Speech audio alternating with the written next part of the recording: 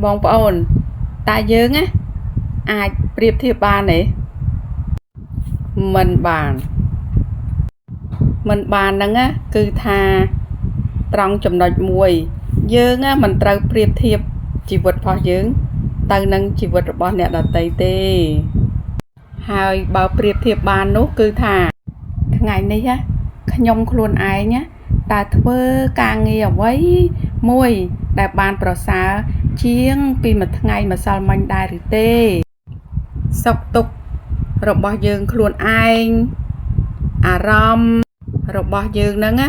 គ្រប់គ្រងបានល្អបានបន្តរៀនសូត្រអភិវឌ្ឍខ្លួនឯងដោះស្រាយផ្លូវចិត្តខ្លួនឯងពេញចិត្តខ្លួនឯងថែរក្សាសុខភាពរាងកាយអញ្ចឹងខ្ញុំមានតែប៉ុណ្្នឹងទេចុះបងប្អូនមានអ្វីបន្ថែមទៀតខមមិនខាងក្រោមប្រាប់ខ្ញុំផងណា